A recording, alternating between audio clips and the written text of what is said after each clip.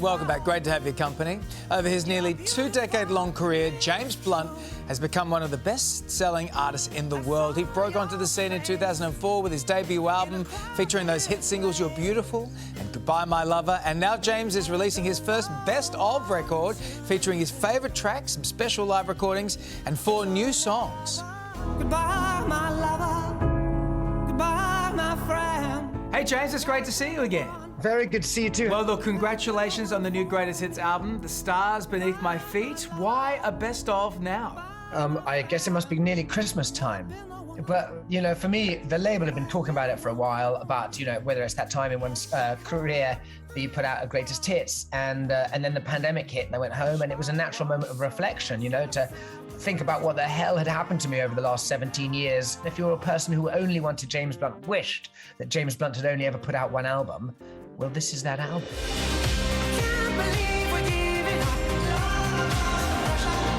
You've got 4 new songs on this too. I love Love Under Pressure. It's straight on my running mix. Tell me the inspiration behind it. Thank you. I'm so glad you like it. It's a piano idea I've had for 12 years. I got on a Zoom call with another musician called Jack Savaretti. He started singing along on top of what I was playing, and it sounded great. And then I was telling him about, you know, yeah, I'm under a lot of pressure at the moment. We've had Brexit. I'm trying to sort out my visas to live in Spain. I'm feeling the pressure. And he thought, you know, James, that's a bit of a niche subject. I don't know if people are really going to gravitate towards that as a song. Instead of visa application under pressure, he said, how about love under pressure?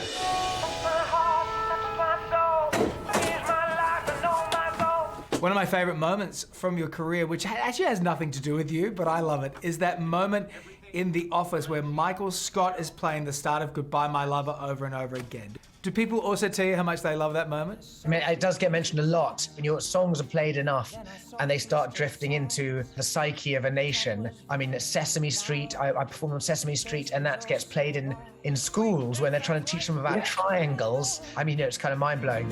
My triangle, oh triangle, it's true. Now, I know you're famous for your tweets, and when I was doing my research on this, I was reading some of the headlines on you, and they're just so strange. So I just want to fact check the headlines with you right now. Number 1, James Blunt calls in an expert to help to deal with ghosts. True. I own a pub in London, and it's so simple.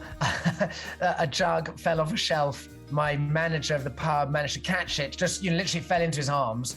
It was round about Halloween. We posted it on Instagram saying, ooh, spooky.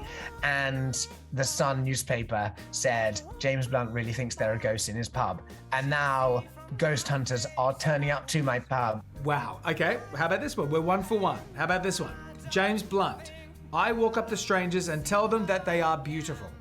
Well, I'm only admitting that because you know that I do in my song. You know, that girl's a stranger and I'm just walking up to her. I promise I don't do it on a daily basis. If I did do that, I'd be in jail. Okay, here's another one. James Blunt vows to never release music again if his album beats Adele. Come on, mate, it's not a competition. Hey, listen, it's an offer. It's not a competition, this is an offer. People who've been complaining about my musical output, there's the offer on the table. If you want to do something about it, go out, buy the track, get it to #1, and then never complain about it again. Okay, this one I really, really love. James Blunt prevented World War III after order to attack the Russian army. Yes, true. As I was the lead officer of 30,000 NATO troops, and we got to an airport where the Russians were there already, and I was given the instruction to overrun and overpower them. Anyway, fortunately, the general who had been giving that instruction, General Wesley Clark, was confronted by our own general called General Mike Jackson, who said, I'm not having my soldiers start World War III, and told us to pull back at some stage. And so I think General Jackson stopped World War III, but James Blunt was there. So there you go. Don't start World War III. Buy James's album. No. The Stars Beneath My Feet. It's out now. Is there anything he can't do? No, but I mean, it was extraordinary just sort of talking to him about that because he's so open about this and stuff. And he's so great and funny and affable. But like, I thought that there's no way that World War III story is going to be true, and it turned out to be true. Turns out it is. Yeah. Yeah, he's lived a few lives, hasn't he, certainly already? has.